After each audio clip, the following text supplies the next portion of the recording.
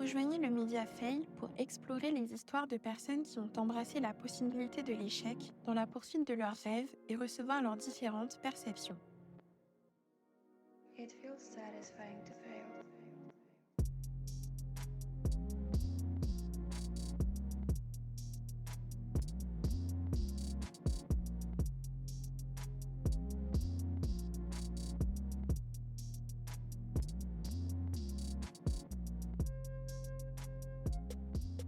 Bienvenue dans un autre monde, là où ça parle d'échecs et de thématiques de la vie avec des perspectives différentes, voire uniques. Aujourd'hui, pour notre premier épisode en français, j'ai l'honneur de recevoir Abu Dial. Honneur car j'ai eu l'opportunité de le connaître depuis 2019 sur Twitter, l'époque où il faisait des calls à foison, l'époque où il a call e-gold à 3 dollars si je ne me trompe pas. Et énormément de choses se sont passées depuis là. Aujourd'hui, mon invité est une personnalité de l'écosystème Web3, Selfmade CEO. C'est un plaisir pour moi de le recevoir aujourd'hui. Je te laisse te présenter pour les auditeurs qui ne te connaissent peut-être pas. Salut à tous, moi c'est Apodial, mon vrai nom c'est Johan. Je suis entrepreneur Web3 dans la crypto depuis maintenant 1 an presque et demi. Je commençais en fin d'année 2021. Et puis voilà, donc j'ai un parcours assez intéressant vu que je suis parti de vraiment rien. J'ai dû faire mes armes tout seul. Et puis maintenant, je suis propriétaire de plusieurs boîtes qui fonctionnent bien. Et puis j'ai un lifestyle qui intéresse aussi pas mal parce que je suis intéressé par tout ce qui est spirituel. Voilà. Merci pour cette présentation. Et comme je l'ai dit tantôt, je te suis depuis pas mal d'années. Et dans tes tweets quotidiens, tu parles beaucoup du terme gagner, du fait de gagner au quotidien dans la vie et pas que gagner dans certains obstacles de la vie, mais juste gagner quotidiennement dans tout ce qu'on fait dans la vie. Du coup, je me demande déjà pour commencer cet épisode, pour toi, c'est quoi la définition de vaincre, d'être victorieux dans la vie? Je pense que pour moi, la définition d'être un gagnant et de gagner, c'est la même chose, car la victoire, c'est quelque chose qui se fait de manière constante. Je pense que, comme beaucoup d'entrepreneurs, je pense que la motivation n'est pas suffisante. On peut être motivé à gagner, mais on va pas gagner. En fait, ce qui fait la différence entre un gagnant et quelqu'un qui essaye, c'est que le gagnant est dos au mur, il ne laisse pas le choix. Et donc, forcément, il devient un peu obsédé par la victoire. Qu'est-ce que je veux dire par obsédé? C'est-à-dire que quand tu lances un projet, tu n'imagines même pas le projet échouer, tu ne le vois pas. Tu te focuses que sur un seul chemin, une seule voie qui est celle de: «Je vais réussir mon projet, je vais réussir mon diplôme, je vais réussir», peu importe. Donc je pense que gagner pour moi, c'est être obsédé par un seul et unique chemin quand on fait quelque chose. Un seul plan. D'accord. Et quand tu dis qu'il faut être obsédé par ton objectif, c'est obsédé dans la tête, dans tes pensées, ou ça part également dans la manifestation, dans ce que tu dis au quotidien? Je pense que quand on est dans une situation où on est dos au mur, obsédé, c'est dans le sens positif du terme, c'est-à-dire que tu vas pas te mettre dans une situation qui te met mal à l'aise. Vraiment, tu vas jamais lâcher de vue l'objectif. Si tu es dans une position qui ne te plaît pas actuellement et que tu veux passer à une position supérieure, tu vas devoir du coup faire tous les efforts possibles pour y accéder. Et tu dois aussi ne pas imaginer d'autres plans B, par exemple en te disant: «Bon, bah, si ça marche pas, je vais pouvoir, enfin, je vais retourner dans le CDI» et cetera. Donc moi, quand je parle d'obsession, c'est vraiment un seul et unique chemin et quand tu choisis un seul et unique chemin, forcément, dans tes actions, dans tes mots, dans tes paroles, il y aura aussi de la manifestation qui va se créer. Dans le sens où tu vas parler de choses que tu veux voir exister. D'accord, je comprends, je comprends. Et comment cela, ça se manifeste dans la vie de tous les jours? C'est-à-dire, OK, une personne qui veut changer sa mentalité et qui décide de ne pas avoir de plan B et d'être obsédé par son objectif, va se mettre à y penser tous les jours. Mais à part ça, est-ce qu'il y a des cas pratiques sur comment tu peux formater ton esprit afin de justement être obsédé au quotidien? Je dirais que faut pas s'obséder sur l'objectif en lui-même, faut pas se dire, «Oh je vais être riche, je vais être riche, je vais être riche», ça c'est quelque chose qui est malsain. Il faut plutôt se focus sur les solutions de ton plan. Donc pour gagner, ce que j'utilise souvent, c'est d'écrire mon plan, de connaître mon plan et ensuite de passer mes journées à trouver des solutions qui vont me permettre d'avancer ne serait-ce que d'1% chaque jour. 1%, c'est énorme. Sur 1 an, c'est exponentiel. Donc je dirais qu'il faut d'abord être conscient de ce que tu veux et puis ensuite chercher des solutions. Pour moi, c'est ça la mentalité d'obséder gagne. Je vais aborder la plateforme GMX dont tu fais partie. Et personnellement, je me rappelle avoir vu, tu avais partagé un de ces jours le notion que tu avais envoyé au développeur X, qui est du coup celui qui a développé la plateforme. Et je me rappelle que c'était une notion très complète, tu avais fait une stratégie vraiment complète, tu avais vraiment analysé toute la plateforme de A à Z et ça se voyait que tu étais vraiment déterminé à apporter quelque chose au projet. C'est à l'époque où la plateforme n'était même pas parmi les plus utilisées de la blockchain Arbitrum. Et aujourd'hui, je viens de voir tout à l'heure que la plateforme a dépassé les 100 millions de dollars de frais générés sur Arbitrum, justement. Du coup, déjà, félicitations pour ça. Et on sait tous que la plupart de ceux qui verront cet accomplissement n'auront aucune idée de la vision qu'il a fallu pour en arriver là, déjà dès le départ. Mais également que même ceux qui te suivent n'imagineront peut-être pas le niveau de détermination, pardon, qu'il a fallu pour arriver à faire quelque chose que très peu de personnes ont pu faire. Je remarque que tu arrives à gagner quotidiennement en développant certains projets, en donnant l'impression que cela est facile. Et du coup, je me demande s'il y a eu des moments dans la croissance de GMX ou même du GMX Blueberry Club, dont tu es également le CEO, où on peut considérer que ces moments-là ont été des échecs ou ont été des obstacles pour votre croissance, mais que vous avez quand même pu surmonter. Alors, je dirais que les problèmes des entreprises, de l'entrepreneur viennent de l'entrepreneur. Si l'entrepreneur va mal, les entreprises vont mal. Donc, j'ai certes eu des challenges. En fait, je dirais que j'ai pas eu d'obstacles, j'ai plutôt eu des challenges dans le sens où l'année dernière, quand Blueberry a été créé, GMX venait de sortir sur Arbitrum, mais avait déjà fait pas mal de bruit. Je m'étais rendu compte qu'il fallait que je grandisse, que je change, que je prenne de l'expérience dans la vie en elle-même pour pouvoir tenir la croissance du projet que je voulais que le projet fasse. Avant que GMX sorte, comme tu disais, j'ai écrit des articles et je les ai envoyés à X. Et X m'a recruté parce que je lui ai pas vraiment partagé la vision. Je lui ai dit: «Écoute, je veux voir GMX en numéro un. On a le potentiel de le faire. J'ai fait des mathématiques derrière. C'est solide, c'est sécurisé». Donc moi, j'ai fait confiance à X sur la façon dont il codait et lui, il m'a fait confiance sur, le fait que j'étais prêt à suivre la vision. Donc non, j'ai pas eu d'obstacles, j'ai surtout eu des challenges. Il fallait que je voyage. J'ai fait des voyages seul pour justement grandir. Et pour toi, c'était J'ai quoi dû ces aussi du coup challenges-là également? c'est des challenges personnels, dans le sens où j'avais 21 ans, jeune toujours d'ailleurs, c'est vraiment jeune et forcément quand tu veux créer des grosses entreprises comme ça à scaler à l'international, tu peux pas te permettre de rester chez toi, même ne serait-ce qu'une routine normale, salle, sport, bien manger, mais rester dans la même ville n'était pas assez en fait. Je comprends. Donc j'ai Ouais. pris des risques, mais ça a payé. C'est vrai, et je me rappelle également que tu as pas mal voyagé. Moi, personnellement, je ne le voyais pas de ce point de vue-là. Je me disais, je pouvais pas imaginer que c'était une stratégie et que tout cela faisait partie du fait que tu voyais ta plateforme comme numéro un mondial. Pour moi, c'était juste des voyages que tu faisais pour passer le temps.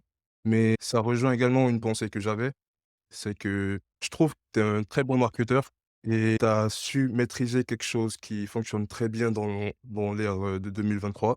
Tu utilises ton image personnelle en corrélation avec tes projets.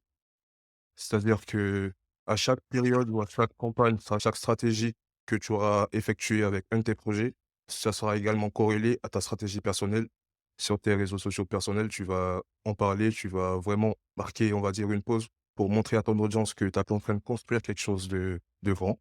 Et je me demande, est-ce que c'est quelque chose qui a été réfléchi dès le départ, le fait de corréler ta stratégie personnelle à celle de tes projets, ou c'est juste quelque chose que tu as fait naturellement et qui te réussit bien?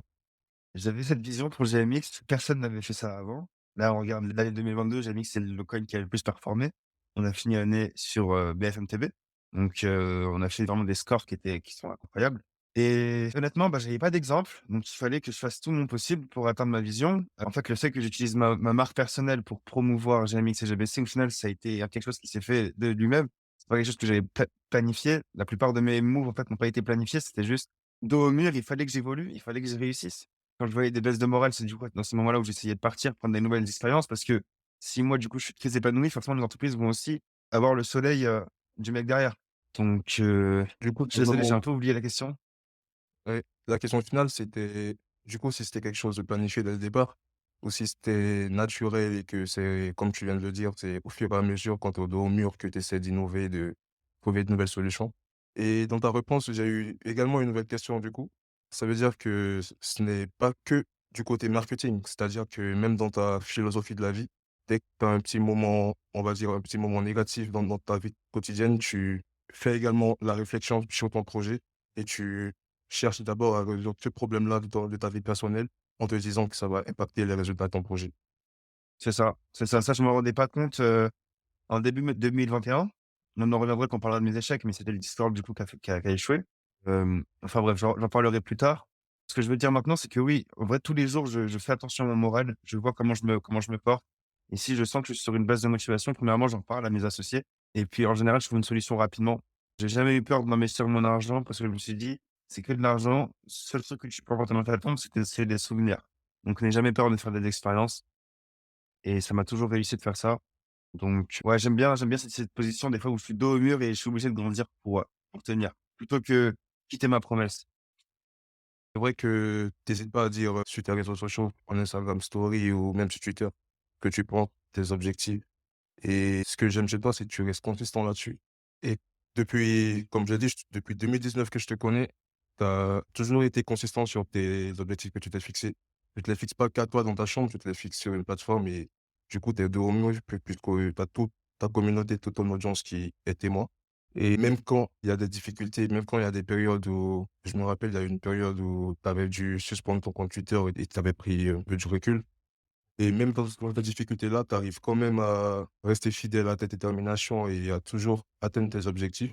Et justement, c'est cette capacité-là que tu arrives à faire croire que c'est une facilité, mais qui derrière, c'est le résultat de plusieurs heures de travail et plusieurs heures de remise en question. C'est cette faculté-là que on va essayer de comprendre pour les auditeurs sur toi. Je vais rebondir sur une de tes inspirations. Je sais que c'est une inspiration parce que tu en parles énormément. C'est Napoléon Bonaparte qui est, pour ceux qui ne le connaissent pas, ce qui serait vraiment décevant, qui est le premier empereur français et qui est l'une, sinon la personnalité qui a révolutionné le code civil, les lycées, l'éducation française. Et du coup, il a toujours eu, jusqu'à sa mort, cette, posture d'empereur, de vainqueur et je sais que c'est quelqu'un, c'est une personnalité, voire, une légende que tu admires énormément, on parle beaucoup. Du coup, je voulais déjà savoir quelle est pour toi ta relation avec Napoléon Bonaparte, même s'il est mort. Du coup, quelle est la relation que tu as réussi à tirer de ses œuvres? Et pour toi, qu'est-ce qu'il identifie vraiment? Je me rappelle quand j'étais au collège, en histoire, on a étudié très rapidement Napoléon Bonaparte et pourtant c'était mon chapitre préféré. J'étais resté bloqué sur Napoléon parce que au collège, ce que tu apprends surtout, c'est rapidement l'histoire de la France, mais surtout beaucoup de Seconde Guerre mondiale, beaucoup de Première Guerre mondiale. Pas forcé On t'apprend pas forcément je sais pas pourquoi d'ailleurs les plus gros, les plus grands, les personnes qui ont le plus réussi en France et du coup, j'aimais bien ce chapitre sur Napoléon Bonaparte, c'est resté bloqué dans ma tête, mais c'était pas plus et puis c'est vrai qu'au fil des années, je me suis toujours renseigné sur Napoléon Bonaparte et j'ai compris que c'était vraiment l'empereur des Français et cetera et puis je me suis vraiment bien renseigné de plus en plus sur son histoire et puis, l'année dernière, je suis passionné d'histoire. En fait, je suis passionné d'anecdotes un peu partout. J'en lis beaucoup. Je me suis renseigné sur, Napoléon Bonaparte et c'est vrai que, bah, en fait, c'est facile de le connaître en surface. Oui, je connais Napoléon, c'est l'empereur des Français. Mais est-ce que tu connais son parcours, d'où il vient? Comment est-ce qu'il a pu avoir une telle fortune, une telle puissance aussi colossale dans le monde? Donc moi, j'ai vraiment étudié de fond en comble le personnage et je me suis rendu compte que c'est quelqu'un qui venait d'à peu près de rien, qui est omnibulé par le pouvoir et par aussi son patriotisme. Il avait une idéologie qui le dépassait carrément. Et il s'en est tenu, c'est-à-dire qu'il c'est comme s'il voyait l'invisible. Il est passé de rien à empereur des Français et moi ce qui m'impressionne et ce qui m'inspire énormément chez Napoléon, c'est sa détermination, le fait qu'il n'a jamais abandonné, il n'a jamais quitté sa vision et tout s'est passé comme il l'a prédit. Donc après oui, certes, il a perdu une guerre qui a fait machin, mais aujourd'hui ses descendants sont toujours des Bonaparte, ils ont toujours une puissance colossale en France et puis, toutes les phrases de Napoléon, c'est celles qui m'inspirent le plus comme «Impossible n'est pas français». J'ai vu la couronne de France qui traînait par terre, alors je l'ai ramassée avec mon épée. Enfin, il a vraiment un discours de vainqueur, chaque mot qui sort, crache une puissance, un charisme qui m'inspire énormément. Et ça se reflète également dans ton quotidien. Ça se voit que tu t'en inspires beaucoup. Est-ce qu'il y a d'autres personnalités, on va dire du passé dont tu t'en inspires autant que Napoléon Bonaparte ou c'est vraiment, une exception? Honnêtement, je suis inspiré par tout. Après, c'est la personne qui m'inspire le plus ici, c'est mon père. C'est lui qui me donne cette détermination vraiment sans faille. Mmh. J'ai été beaucoup inspiré par Kanye West, Pharrell Williams. J'ai toujours été inspiré par ceux qui réussissent et qui ont développé leur propre swag parce qu'il y a beaucoup de gens qui réussissent, mais il n'y en a pas beaucoup qui arrivent vraiment à développer leur empreinte dans le monde et à inspirer énormément de gens. Andrew Tate aussi m'a beaucoup inspiré parce que j'ai pu voir son ascension depuis 2018 à maintenant. Je suis inspiré par les grands, les vainqueurs.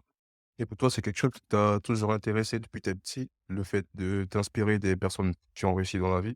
Ou c'est depuis que tu as su ce que tu voulais faire de ta vie que tu t'es concentré sur ce fait-là et tu as cherché à t'inspirer par, différentes personnes? Honnêtement, je pense que je suis inspiré par, les personnes qui sont riches depuis que je suis petit. Je me rappelle au collège, à un moment donné, bah, j'ai failli être tamé par la société, donc fallait plus vouloir être riche parce que c'était pas bien. Tu sais, au collège, au lycée, bon, bah, tu es dans ta classe sociale, tu restes dans ta classe sociale. Et c'est vrai que j'ai eu des années où j'étais malheureuse, c'était les années où je me suis refoulé ma vérité qui est: «J'aime être riche, j'aime les riches».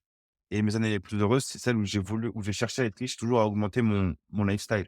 Non, mais depuis petit, je suis toujours, orienté sur ça, ouais. Alors, tout à l'heure, tu as parlé de ton père.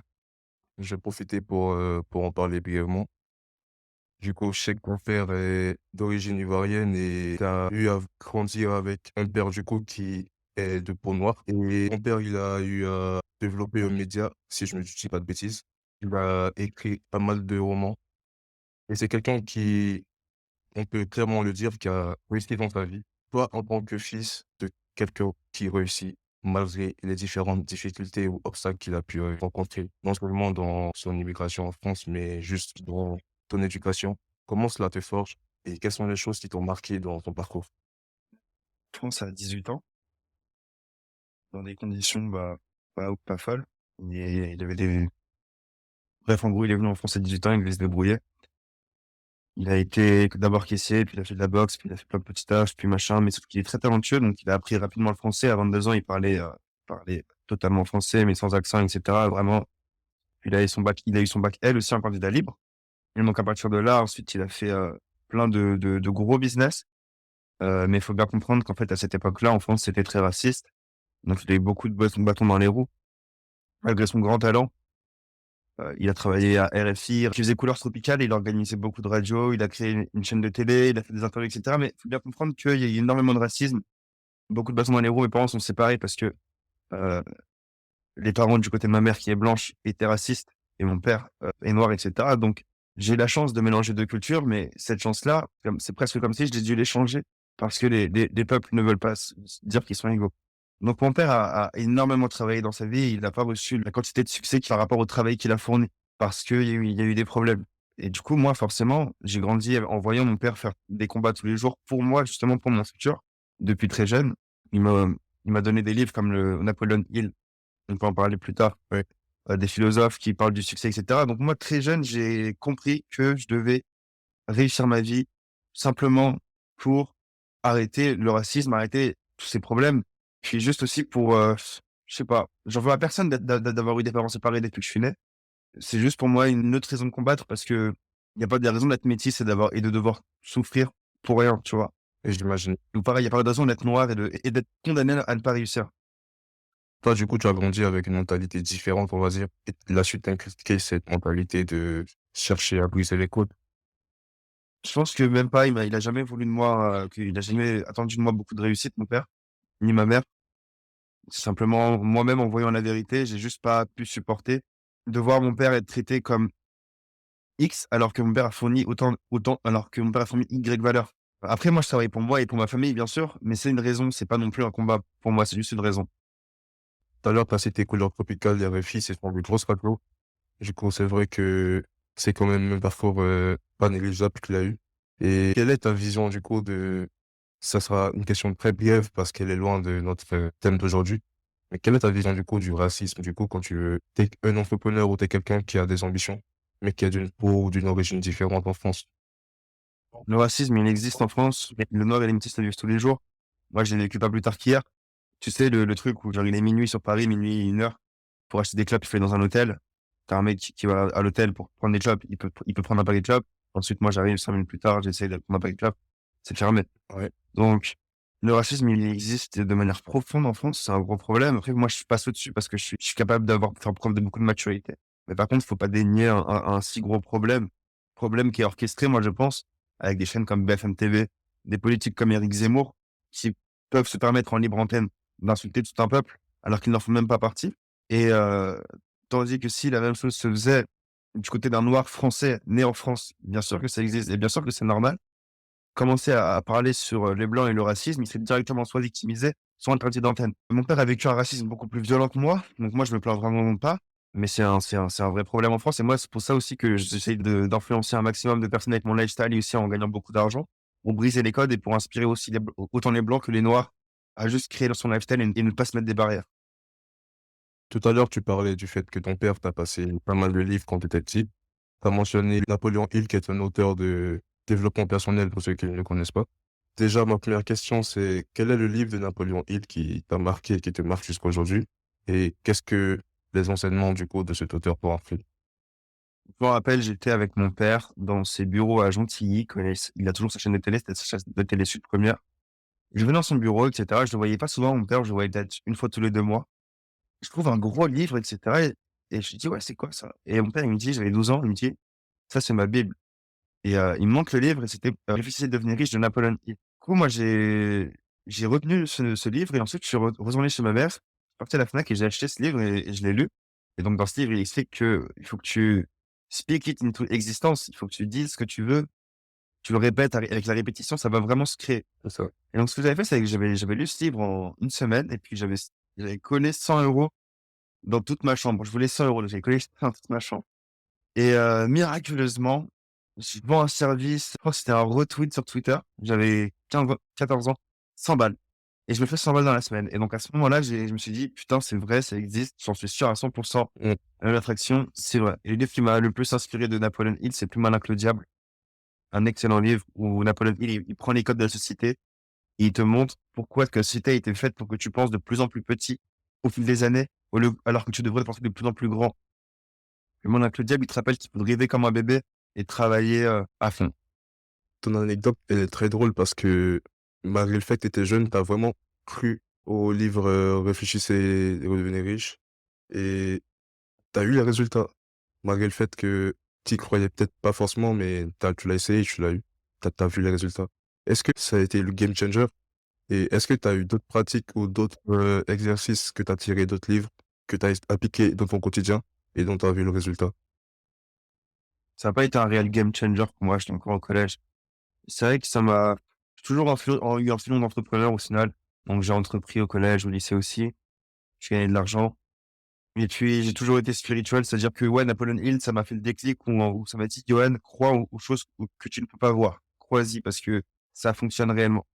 J'en étais convaincu et donc ça me permet aussi de toujours m'enfoncer plus dans la spiritualité et les choses que du coup on ne peut pas voir. Après, d'autres livres qui m'ont beaucoup inspiré, mais c'est plus tous les livres ensemble qui forment une bibliothèque, qui forment un recueil d'inspiration plutôt qu'un livre en particulier, à part Plus malin que le diable. Si jamais tu en as, quel est ton top 3 meilleurs écrivains? Ou juste tes 3 meilleurs écrivains? Je dirais en premier, je dirais les citations de Napoléon Bonaparte. Il raconte un livre en une phrase. Ah ouais. J'aime beaucoup les citations des empereurs comme Jules César et tout, c'est toujours des trucs lourds de sens, comme aussi Alexandre le Grand. Du coup, tu as vraiment un petit penchant pour les empereurs. Tu aimes beaucoup, cette philosophie-là, cette philosophie de vie.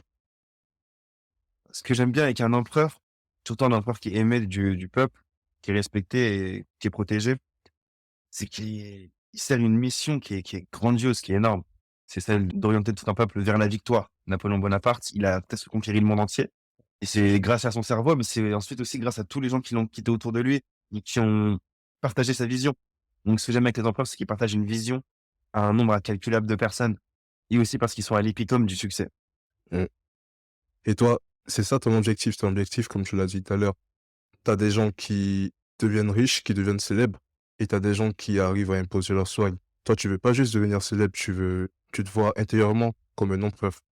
Tu veux diriger, être le leader de toute une génération.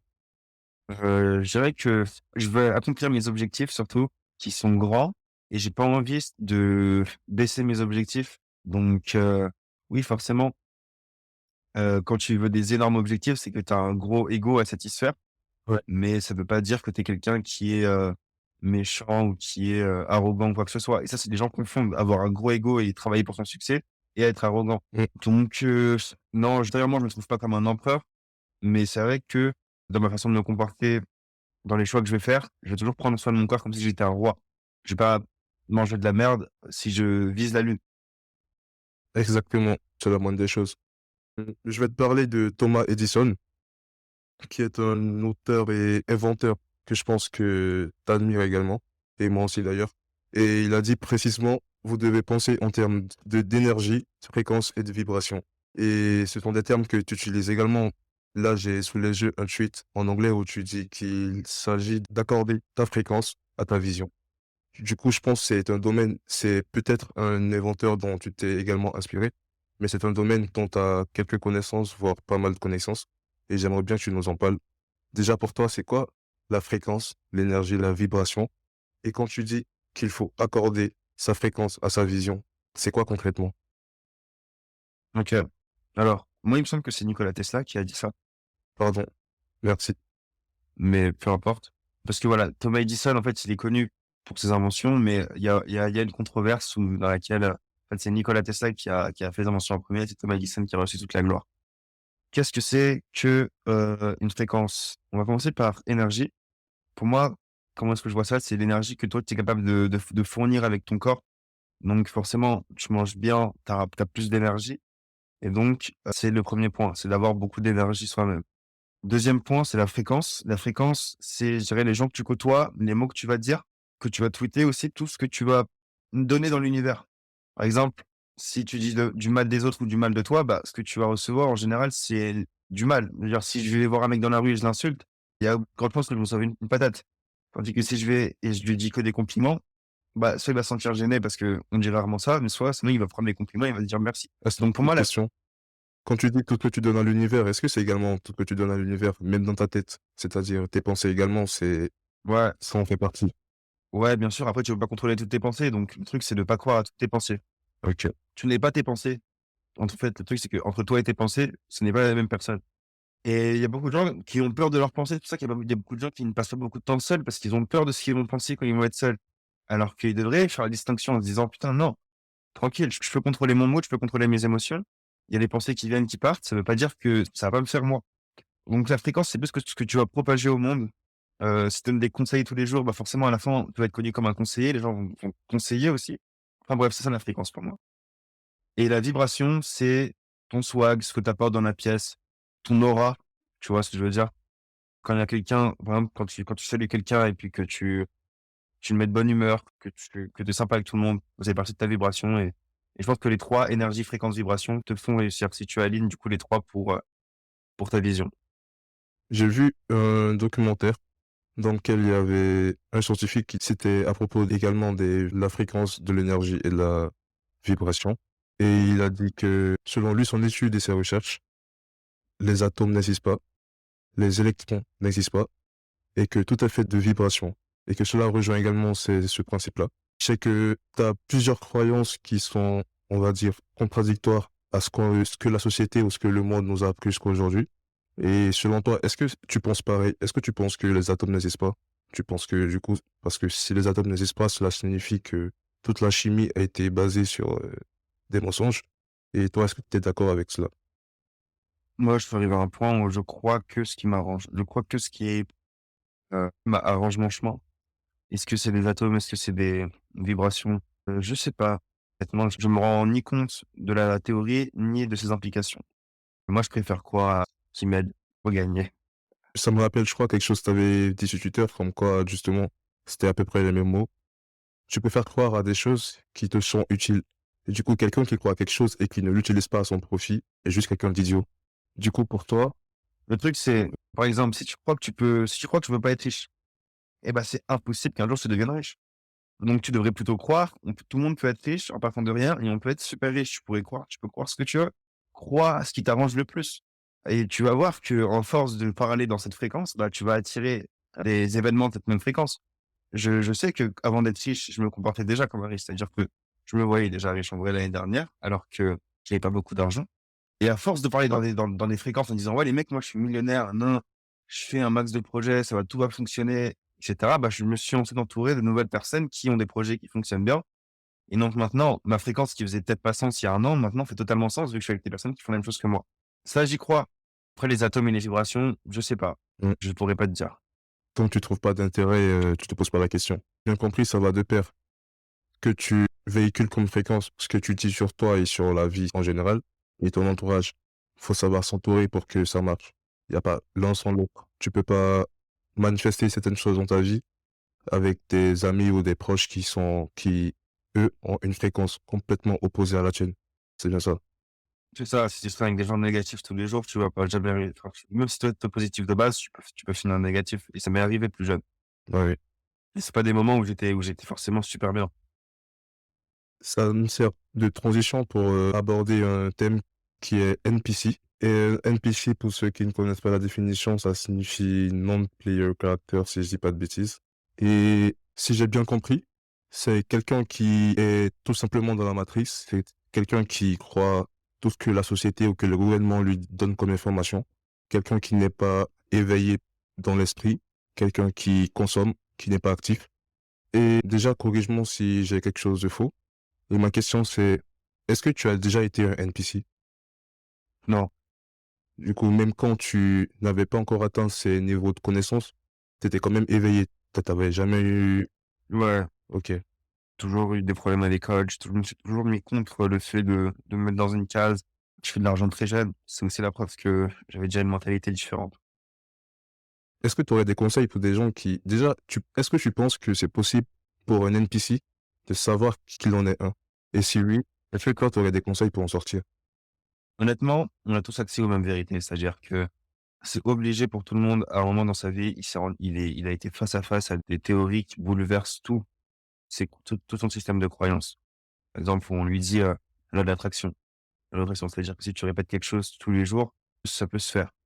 Bah, écoute, si la personne, déjà de 1 est au courant, enfin, elle est forcément au courant, n'essaye pas d'elle-même, n'a pas de curiosité pour essayer, ça veut simplement dire que peut-être qu'elle se complaît dans sa vie. Donc en fait, un NPC, c'est quelqu'un qui est pas aussi triste qu'on peut l'imaginer, c'est juste qu'il vit dans le confort et il a pas les couilles de demander plus de la vie. Si tu veux vraiment beaucoup, tu vas voir que tu vas devoir sortir du lot de NPC et tu vas devoir prendre des risques. Donc un NPC, c'est quelqu'un qui prend pas de risques au final dans la vie, qui vit comme tout le monde, alors que en fait, il pense qu'il y a un comme tout le monde, alors qu'au final, quand tu regardes individu par individu, personne n'est pareil. Et donc ceux qui pensent comme tout le monde sont les plus grands perdants de l'histoire, parce qu'ils veulent rentrer dans une case qui n'existe même pas. Je suis d'accord. Et ça, c'est mon point de vue personnel. Est-ce que ce serait pas... Ça ne fait pas partie de la sélection naturelle? Parce qu'au final, comme tu l'as dit, on est tous différents. Du coup, si à un moment, tu n'arrives pas à voir certaines choses de la vie comme elles sont, c'est peut-être parce que tu n'es pas fait pour le voir ou peut-être parce que tu n'as pas su forger les âmes pour. Ouais, certes, il doit y avoir une part de sélection naturelle dans le sens où, tout le monde n'est pas fait pour le même poste. Par exemple, tu regardes dans la liste des milliardaires Forbes, il y en a aucun qui a le même business. Il y a pas une recette qui rend milliardaire. Tu dois toujours être unique. Tout le monde peut faire ce qu'il veut de sa vie et tout le monde va trouver sa voie en écoutant son cœur. Le truc, c'est que je pense que la société, les États, les pharmacies peut-être, un peu tout ce qui nous entoure, ont rendu le fait de s'ouvrir, d'ouvrir son cœur de plus en plus difficile, car ça rapporte. Quelqu'un qui se sent pas bien, en dépression, il rapporte beaucoup plus à l'État que quelqu'un qui va très bien. Parce que celui qui va très bien, en général, il va partir, il va manger des fruits, il aura un lifestyle qui sera certainement léger, Mmh. il va dépenser dans très peu de boîtes. Alors quelqu'un qui est en dépression, il va acheter de la merde, ne pas réfléchir, prendre des médicaments, être en mauvaise santé pendant plusieurs années et être vraiment le meilleur outil pour un État. Donc, moi, Ouais. je pense qu'il y a la sélection naturelle, mais il y a aussi, un conditionnement malheureusement de la société qui est triste et qui empêche beaucoup de gens de révéler leur potentiel alors qu'ils pourraient, dans une société qui serait saine. C'est vrai que ça se tient. Il y a un autre thème dont je veux parler avec toi, c'est l'abondance. C'est également un terme que tu emploies pas mal. Et de ce qu'on peut voir des réseaux sociaux, de tes stories et de ce que tu montres sur les réseaux sociaux, tu es abondant dans tout ce que tu fais. C'est-à-dire que même au niveau de tes, je crois que tu l'avais même dit sur Twitter, au niveau de tes émotions, tu es abondant. Tu fais pas les choses à moitié, c'est-à-dire que tu es à fond et tu es à 100% dans tout ce que tu fais, avec tes proches, avec tes projets, avec tout ce que tu as à faire dans ton quotidien. Et déjà, d'où tu tiens cela? C'est ma première question. Et deuxième question, pour toi, comment on construit une culture d'abondance? Parce qu'être abondant, c'est facile à dire, mais penser en termes d'abondance, je trouve que c'est quelque chose qui est pas donné à tout le monde. Déjà l'abondance, j'ai pas forcément eu toute ma vie. Aujourd'hui, oui, je suis plus abondant qu'avant. J'ai pas mal vécu en petit comité avec, 4-5 potes que j'ai gardés, dès plusieurs années. J'ai souvent été à court, de soirée ou quoi, du coup, tu sais, des fois, tu restes chez toi, donc c'était ces moments-là où je travaillais. Je me disais: «Bah, je vais pas, me forcer à sortir, je vais juste travailler sur mes objectifs, on m'appellera plus tard». Et maintenant, ouais, je suis plus abondant en soirée, en opportunités et cetera, parce que j'ai fait des efforts pour. C'est-à-dire que déjà, premièrement, je me suis créé un revenu, de l'argent, c'est la priorité. Et puis ensuite, je suis allé au culot, je me suis créé des nouvelles relations en me disant: «Ouais, je suis assez cool pour parler à cette personne, je suis assez cool pour être pote avec ce rappeur, je suis assez cool pour aller voir cette meuf». Et donc c'est la confiance en soi qui te donne de l'abondance. Ensuite, les gens, quand ils voient que tu es bonne vibe, ils veulent, bah, ils te rappellent, tu es dans leur carnet d'adresse. de connaître de plus en plus de gens qui ont son carnet d'adresse, bah, du coup, tu es toujours ensuite au final, contacté, ou avec des gens pour sortir. Ça, c'est le truc avec les gens. Puis au niveau des entreprises, c'est juste que comme je me suis mis des énormes objectifs, comme vous saviez, au début, l'année dernière, en 2021, j'avais dit que je voulais être l'industrie crypto. Donc c'était une phrase qui se répétait en boucle dans ma tête. Je me suis dit: «Bon, je dois trouver des solutions pour devenir l'industrie crypto» et donc en pensant fortement à cette phrase, j'en suis arrivé à des conclusions comme il faut créer un média, il faut créer des NFT, il faut aller encore plus loin. Donc les idées, elles viennent avec, l'intention. Ça tombe bien que tu parles de comment tu arrives pour gagner ta confiance en soi, parce que je trouve que l'une de tes forces également, c'est ton réseau. Tu as réussi à te créer un réseau déjà depuis très tôt. Tu as déjà compris depuis très tôt que c'était important d'avoir un réseau. Et je pense qu'aujourd'hui, tu as un très large carnet d'adresses. Toi, quelles sont tes astuces? Je sais pas si tu es déjà de base quelqu'un d'extraverti, du coup, qui est à l'aise avec le fait d'aborder des inconnus. Mais quelles sont tes astuces à toi pour pouvoir te créer un réseau encore plus dans un domaine qui est très niché comme la crypto? Comment je me suis créé un réseau au final, ça s'est créé, bah, l'année dernière, c'était surtout par des calls, j'appelais des fondateurs de DeFi et cetera parce que la DeFi se portait encore très bien. Elle se porte bien maintenant, mais elle est beaucoup plus de niche. Parce que du coup, j'étais à Podial, machin, j'étais responsable marketing de GMX, donc juste en ayant mon taf, ça me donnait un petit réseau dans la crypto. Et puis ensuite, comment est-ce que je me suis fait un réseau plus large, plus mainstream? C'est beaucoup de coïncidences, hein, je vais pas te mentir que, par exemple, Dahomey, qui est un rappeur, super connu, enfin pas mal connu en Ouais, France, en plus qu'il y a un qui Blueberry. fait, voilà, comment il est devenu Blueberry Club, c'est juste qu'il m'avait vu sur Twitter en train de tweeter, des choses qui me passaient dans l'esprit, des phrases, des citations. Il a kiffé ma vibe et du coup, ensuite la connexion s'est fait simplement. Je lui ai donné un Blueberry et puis, 1 semaine plus tard ou 10 jours plus tard, il m'a invité à un événement, il faisait une private party, pour son album.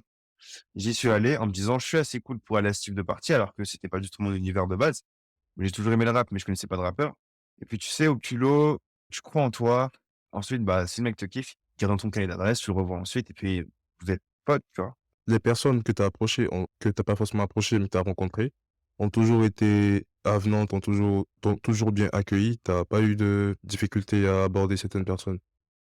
Bah, écoute, je suis poli, je suis quelqu'un Mm. de très humble IRL. Je parle pas forcément de mes projets à vive voix, à moins quand sauf quand on me le demande. Je trouve que je suis quelqu'un de chill Mm. et heu et donc forcément, ça la connexion, elles sont toutes seules, tout le monde est humain au final.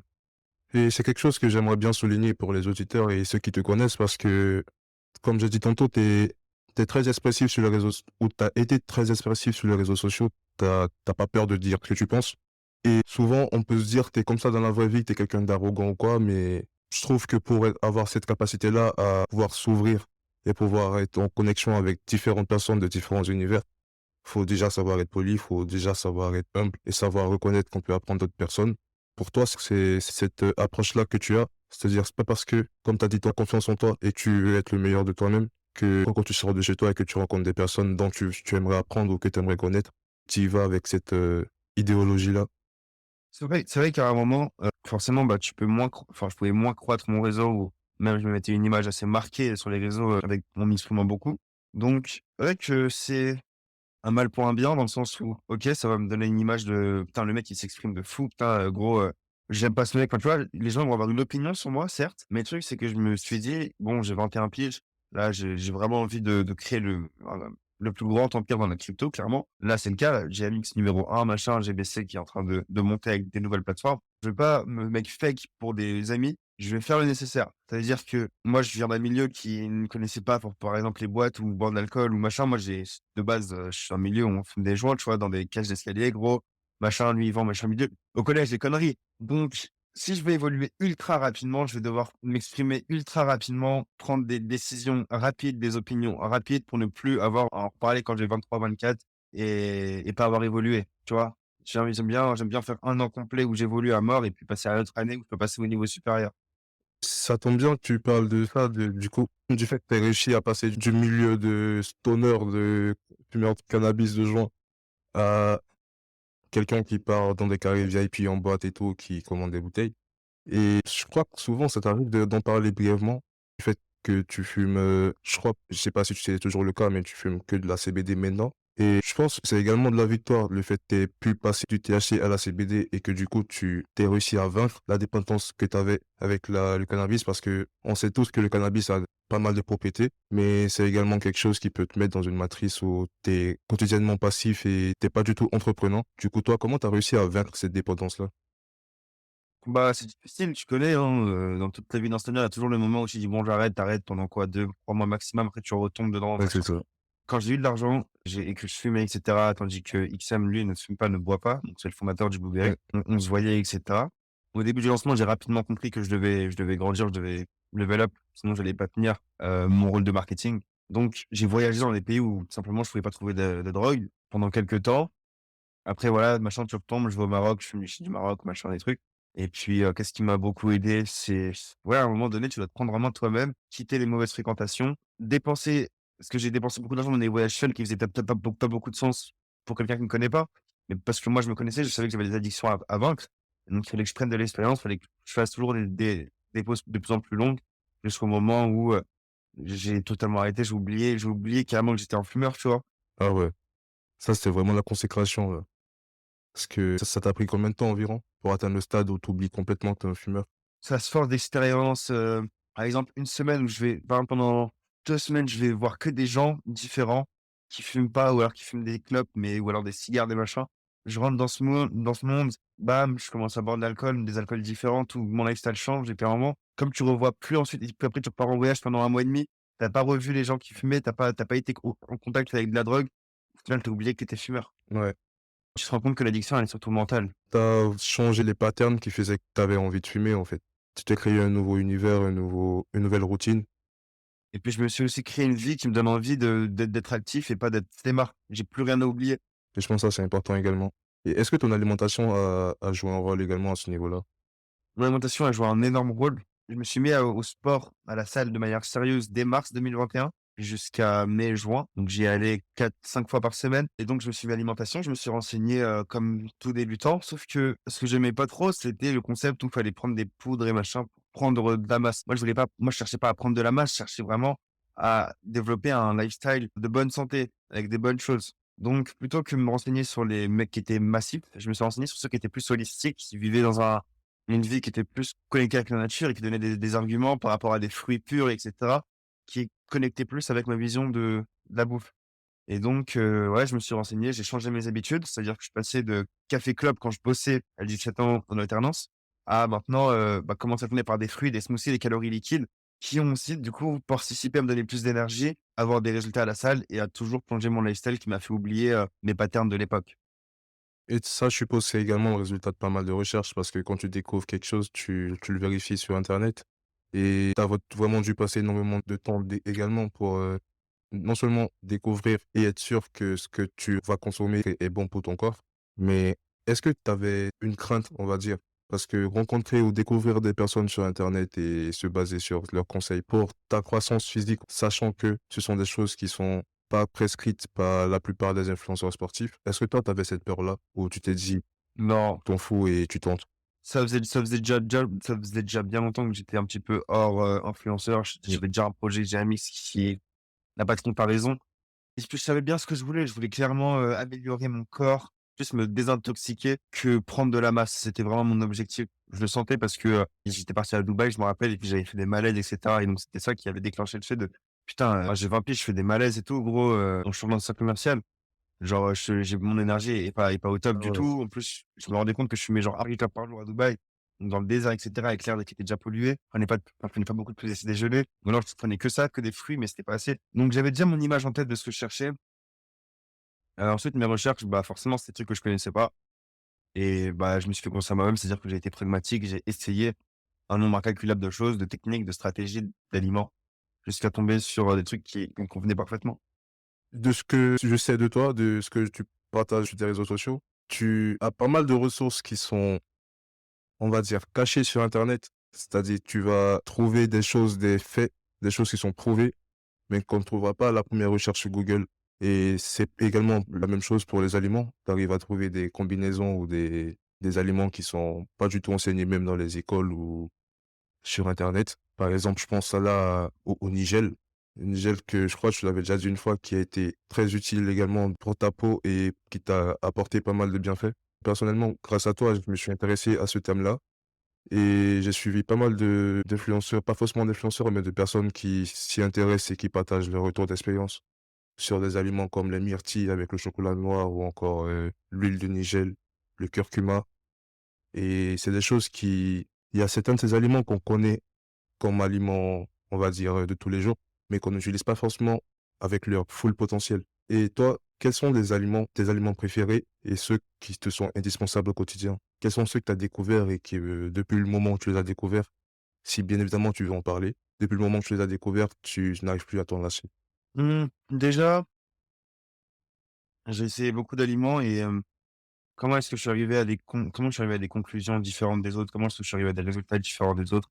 Je me suis juste dit: «Mec, il y a des gens, ils sont en dépression, ils prennent des antibiotiques faits à partir de personne ne sait à partir de quoi c'est fait, personne ne sait comment ça a été testé, des trucs, machin et pour lui, c'est bon pour la santé». J'ai dit: «Gros, c'est pas si lui, il prend des antibiotiques, il a pas de problème, c'est pas une huile qui me dit qu'elle va me faire des bienfaits, qui va me donner des problèmes».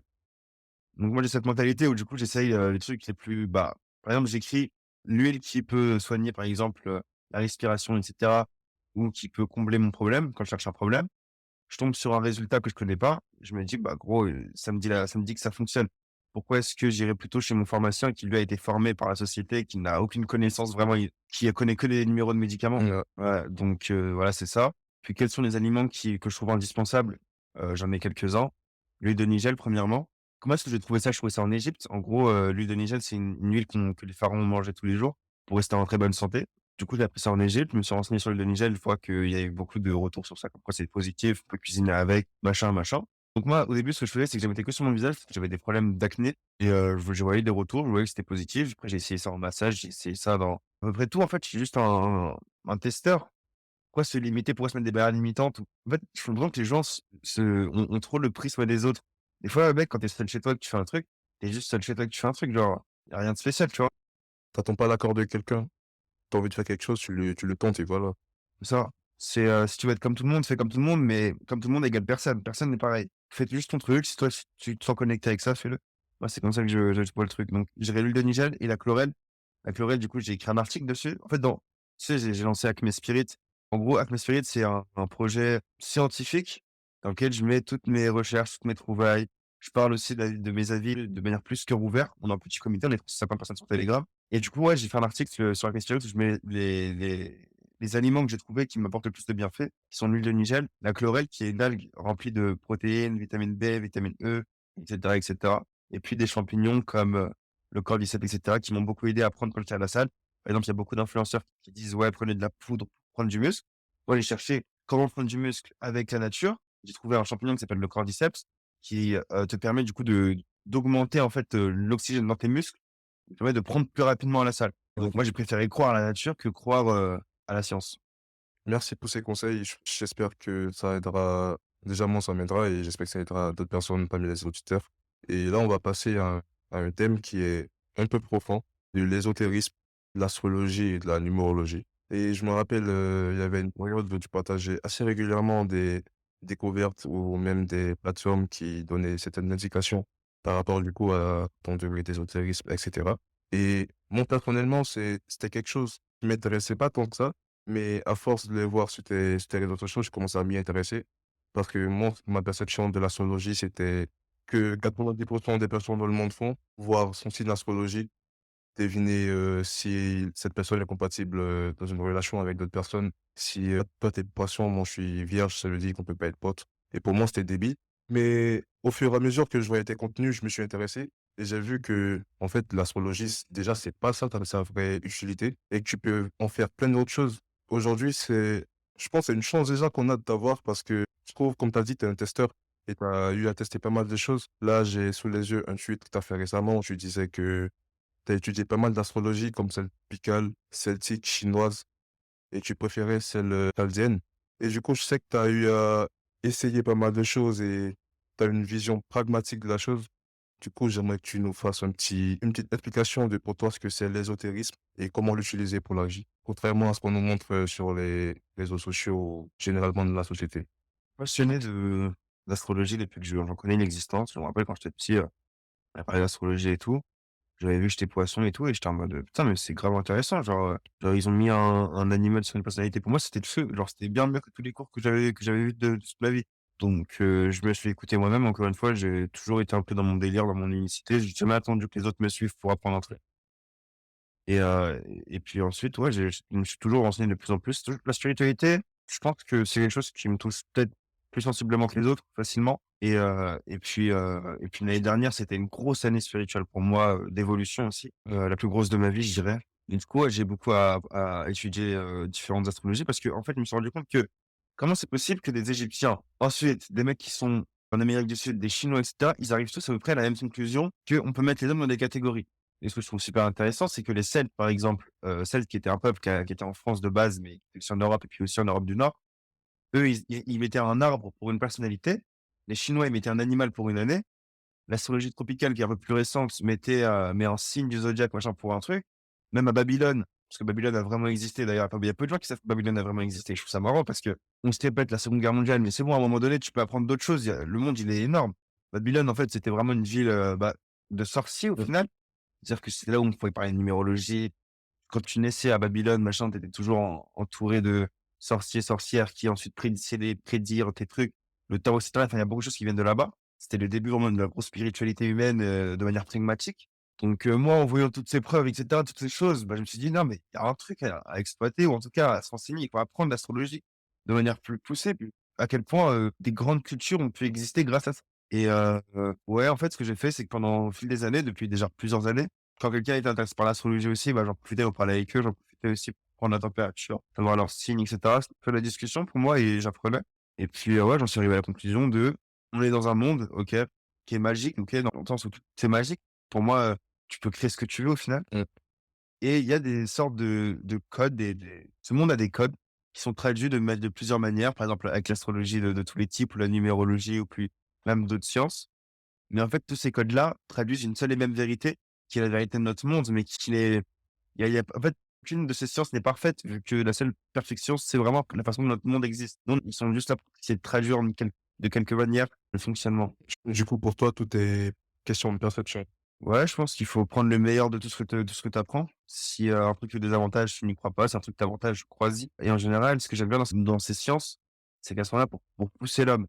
C'est pas un truc à la Doctissimo: «Ouais, tu vas avoir un cancer demain, machin, tu es une merde» et cetera. En général, peu importe ta spiritualité, enfin, peu importe ton code, qui va être transmis en fonction de ta date de naissance ou quoi, c'est toujours quelque chose de positif pour toi. C'est toujours quelque chose qui va te dire: «Tes limites sont bien plus hautes que tu ne crois qu'elles le sont». Donc pourquoi ne pas croire à des sciences qui te poussent vers le haut? Plutôt qu'écouter des médias qui te rendent raciste. Et c'est vrai que, comment, du coup, comme j'ai dit, j'ai commencé à m'y intéresser. J'ai découvert que, comme tu as dit, c'est des citations, c'est des phrases qui te motivent et qui te motivent tout en étant vraiment réaliste. C'est-à-dire que tu te reconnais dans ces phrases. Et du coup, non seulement tu te reconnais et identifies certaines difficultés que tu rencontres, mais elles ont toujours pour objectif de te pousser à être le meilleur de toi-même. Alors que la plupart des, on va dire, des applications astrologiques qu'on connaît, qui sont téléchargées par la plupart des gens, c'est des applications qui, j'ai l'impression, qui ont pour objectif de vraiment te détourner de la vraie mission de l'astrologie. Et c'est très triste parce que quelque chose qui est utilisé pour te permettre d'atteindre une meilleure version de toi-même, au final, sert à des choses qui sont futiles. Ouais, c'est ça, je suis genre: «Oh là là, tu poisson donc t'es paresseux». Bah, c'est pas grave, c'est normal, c'est dans ton signe. Non, c'est pas ça. C'est pas c'est pas du tout ça. C'est plutôt, voici tes qualités, voici tes faiblesses. Si tu comme ça, c'est en partie pour ça. Enfin, en tout cas, moi, je me renseigne sur l'astrologie et puis sur les différents types d'astrologie aussi pour, simplement ça m'aide à me comprendre et comme je me comprends mieux, j'ai plus confiance en moi. Comme j'ai plus confiance en moi, plus ouvert au monde. Comme je suis plus ouvert au monde, j'ai plus d'opportunités et donc pourquoi ne pas embrasser quelque chose qui t'élève?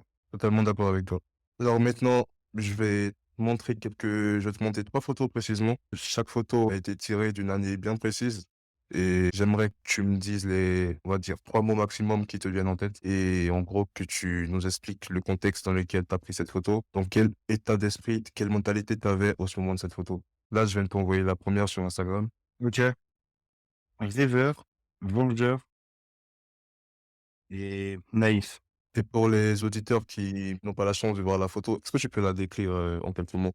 En gros, je suis sur mon lit avec, 2 paires de Yeezy Cream White, à l'époque où c'était vraiment le pic, l'apogée. Donc j'avais 2 paires de Yeezy Cream White quand personne pouvait en acheter. Et donc c'était des paires que j'allais revendre. Voilà. C'était quelque chose que je voulais aborder. Du coup, c'était un de tes business, c'est ça? Le resell? Moi, là, c'est le début de mon business de resell, ouais. OK. Et à cette période-là, tu étais toujours dans ta quête de réussite. Tu connaissais pas la crypto ou tu essayais de te prouver, tu essayais de faire des choses de côté? Là, en gros, je souhaitais me venger parce que j'étais encore au collège. J'avais des gros problèmes avec mes professeurs. Ouais, j'étais très talentueux en maths et en français. Toujours été bon en rédaction et en calcul mental et calcul tout court. Mais j'ai toujours été le fait ils m'imposent ma façon de réfléchir, ils veulent tout m'imposer et Ouais. cetera. Donc je séchais beaucoup les cours. J'étais en guerre avec mes professeurs, je les faisais pleurer. J'étais très insolent parce que du coup, je suis vraiment malin.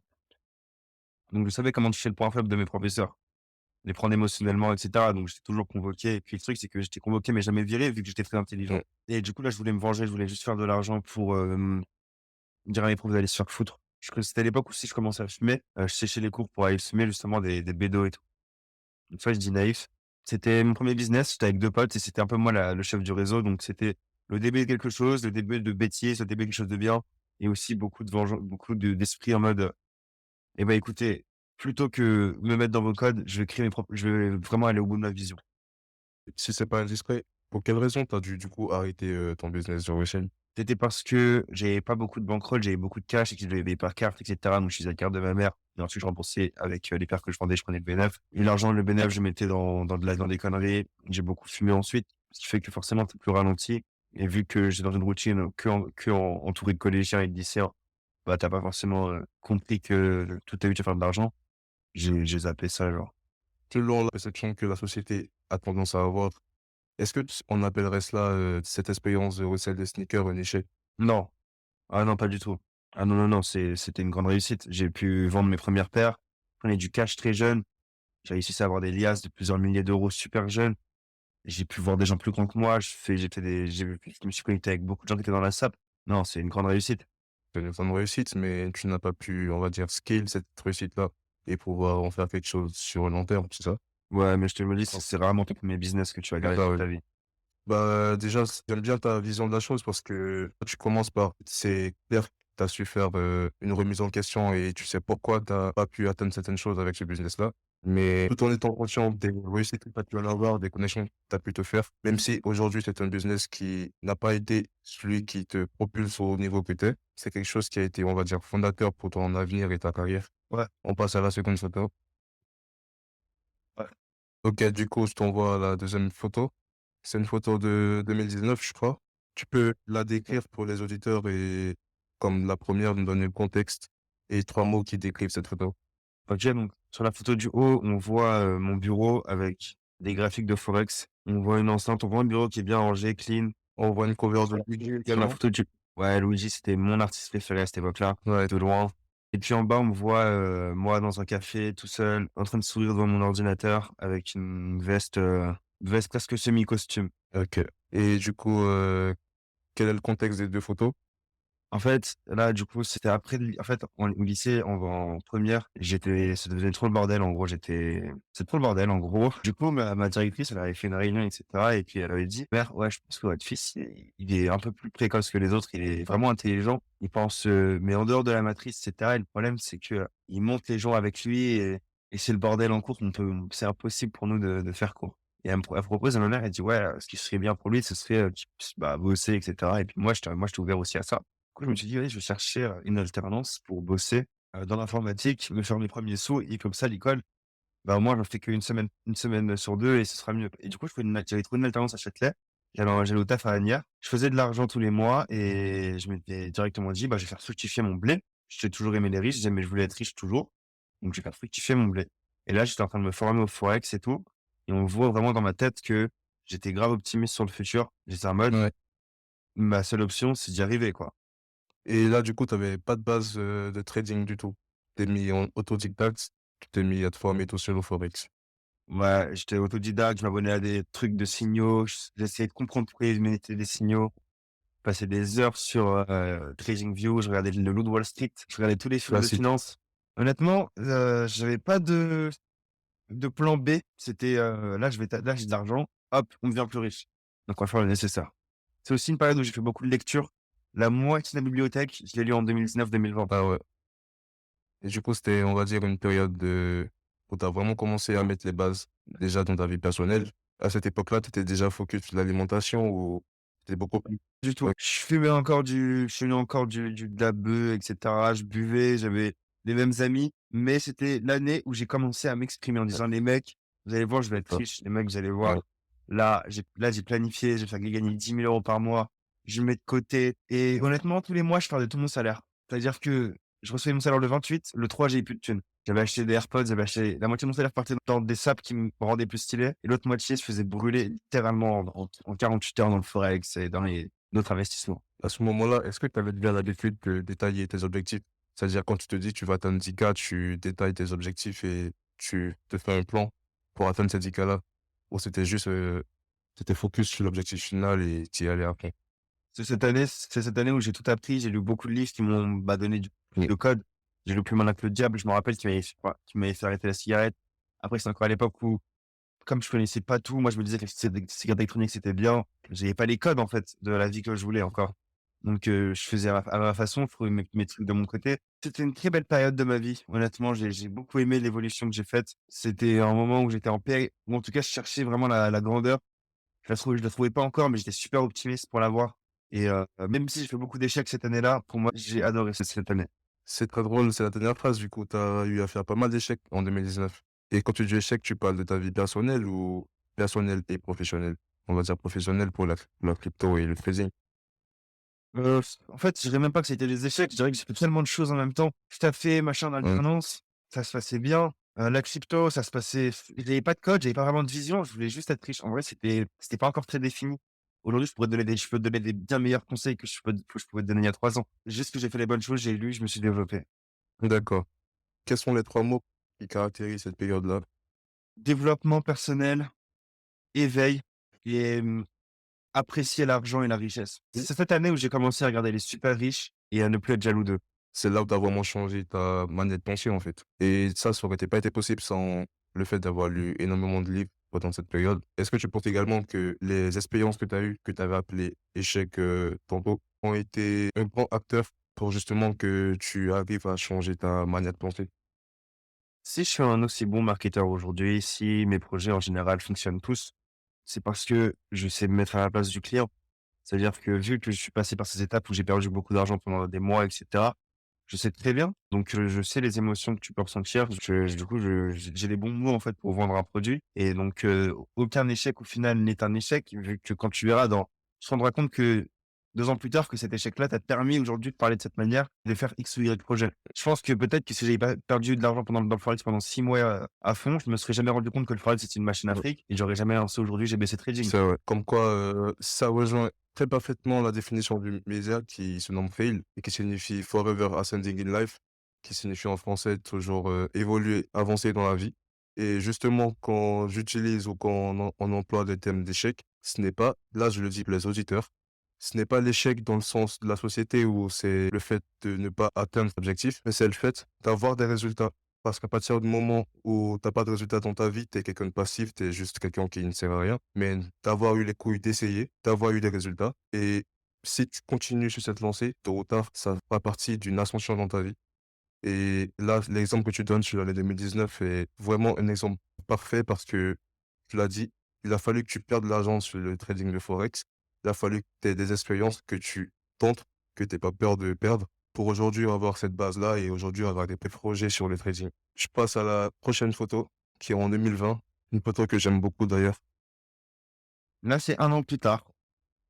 Je vais évoluer. J'ai le résultat de mes pensées, dans le sens où j'avais lu un max de livres, j'avais développé des comptes de trading, et cetera, parce que en fait, je me suis rendu compte que c'était prolifique ce que je faisais. Même si je perdais de l'argent dans le trading, et cetera, je mettais mes tweets sur Twitter, j'ai gagné de l'audience, c'était encore quelque chose qui était très de niche.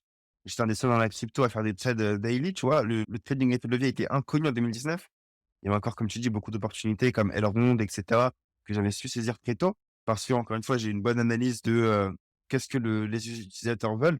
Donc là, je suis le mec, qui a 10 000 balles, en crypto, qui se débrouille bien, qui est en voyage à Londres dans une bête de maison, Mmh. parce qu'il commence à avoir un lifestyle d'abondance. Est-ce que tu peux décrire la photo pour les auditeurs?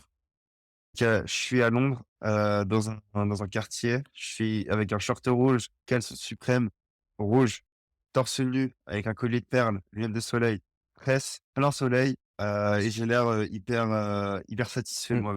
Ouais. Et devant une voiture rouge également. Donc là, c'était le moment où je commençais à vivre des synchronicités. Tu vois? Genre la voiture rouge, c'était pas fait exprès. Le fait que je sorte en short rouge aussi devant la voiture, c'était pas fait exprès, rien été fait exprès. Tout se faisait naturellement. Je donnais des calls à la Orion, ça me faisait gagner pas mal d'argent et cetera. J'étais simplement dans la suite logique de mes Est-ce qu'on peut sacrifices. dire Quand tu passes une année à lire, est-ce moi qu'on peut dire que c'est à cette période-là que ta fréquence s'est accordée à ta vision? Où justement tout la loi d'attraction se manifestait au quotidien et que tout était facile? non, j'étais juste le résultat de 15 livres. Quand tu lis 15 livres, au final, bah, ouais, gros, t'as un mindset qui est de gagnant, Ouais. qui est de vainqueur. J'avais ce mindset de vainqueur, c'était le moment où je commençais à fréquenter des meufs, dépenser mon argent, je me disais: «J'étais capable d'en faire plus» et puis, je commençais à avoir un réseau aussi d'entrepreneurs qui étaient comme moi. Je commençais aussi à inspirer, à me rendre compte que j'inspirais les gens. OK. C'est là où tu as commencé à penser à donner à d'autres personnes et à inspirer des personnes. Ouais, mais j'étais encore assez loin du business, j'avais encore pas mal d'erreurs à faire. Et du coup, quels sont les 3 mots qui caractériseraient cette période-là et cette photo-là? Successful, déterminé, c'est-à-dire que j'avais plus de retour dans ma tête. J'allais vraiment quitter mon alternance à la fin du contrat et j'avais juste pas assez d'expérience. Pas pris d'expérience dans la vie ou dans le business? Les 2. Du coup, quand tu dis successful, c'est dans quel domaine? Parce qu'on peut clairement dire que tu es beaucoup plus successful aujourd'hui qu'en 2020. Ouais, quand je dis successful, c'est dans le sens où, à mon âge, j'avais 19 ans, je m'achetais du Burberry, je faisais ce que je voulais, je payais pour mes potes et cetera. Pour moi, ça, c'est déjà tu es successful. Faut arrêter de penser que tu dois être millionnaire à 19 ans, en gros. Non, parce que ça, c'est le problème des coachs sur Instagram. C'est des mecs qui n'ont pas forcément beaucoup d'intimité, ni beaucoup de vraies émotions, tu Mmh. vois? Moi, je préfère un mec qui est sous haute fréquence et qui a pas de thunes, qu'un mec qui est sous plein de thunes, mais qui est toujours là, machin, qui est encore sur TikTok. Ouais. Là, quand je parle de successful, c'est que mec, j'avais plus de téléphone, j'étais dans la vraie vie à fond. Dans ma tête, c'était carré, j'avais de l'argent comme je voulais et l'abondance commençait pour moi, ouais. On passe à la dernière photo, du coup, qui date de 2021. Dans cette photo-là, je crois que tu es également pas en France. Donc là, je suis devant, je sais plus, mais c'est la plus grande pyramide du Ouais. Mexique. Je suis torse nu, j'ai le même short rouge, un short jaune. C'est 2 photos qui sont prises sur 2 jours différents. C'était quand je faisais un trip au Mexique. Qu'est-ce que je pourrais dire pour 3 mots pour décrire ça? Synchronisé, ambitieux et encore, dans la matrice. Pourquoi synchroniser?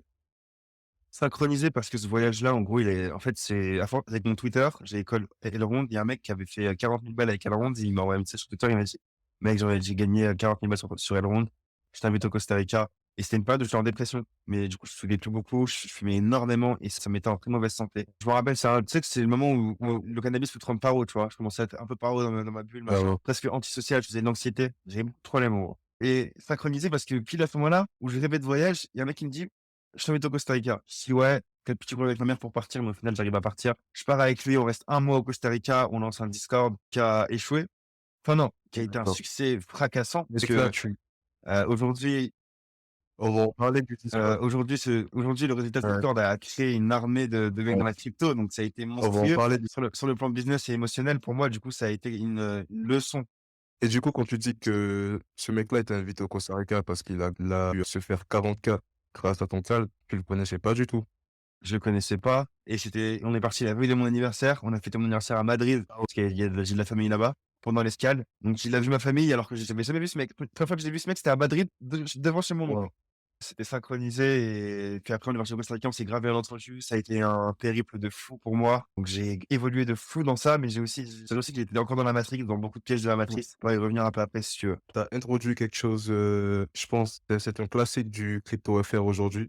J'ai ma petite idée quand tu parles de cette personne avec qui tu es allé en Costa Rica, parce que vu que j'ai rejoint le Discord dès le premier jour, tu es le créateur du tout premier Discord, on va dire, communautaire de call, non seulement de call, mais également de formation, et qui était non seulement le début d'une série de plein d'autres Discord, mais qui a été le début d'une aventure incroyable.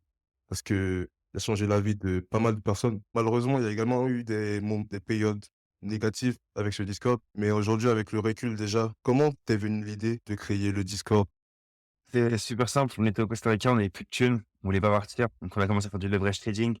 On tradait, on tradait, genre on mettait des sommes à 2, on avait 3 000 balles sur un compte Binance, on faisait des trades, on gagnait 1 200 bucks pour y financer une semaine encore plus au Costa Rica. Et à un moment donné, c'était plus possible, il fallait qu'on trouve plus de blé, tout simplement. Donc l'idée, elle est venue, je me rappelle, on n'avait pas fumé, enfin, j'avais pas touché rien depuis un mois, c'est la première fois que j'avais pas fumé depuis aussi longtemps. Donc là, on trouve de la bœuf d'un mec de Colombie, je sais pas quoi, et on se fume un joint par soir à deux.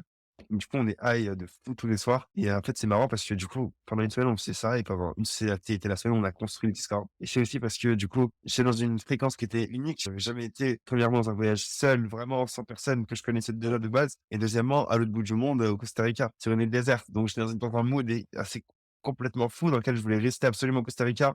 Et pour rester, il fallait que je fasse de l'argent. Donc, les idées fusaient. La communauté était grave derrière moi parce qu'il y avait aussi le boulot run derrière. Donc, c'était plein d'éléments en même temps qui ont fait que ça allait super vite. On a lancé le Discord super vite, sans expérience. À un moment, pour rester au Costa Rica, tu fallait que tu passes de l'argent. Du coup, t'étais obligé de trouver un moyen de te faire de l'argent pour pouvoir allonger ton séjour. C'est ça. Ah ouais, connais vraiment ce que c'est d'être dos au mur. Et je performe le mieux dans cette situation.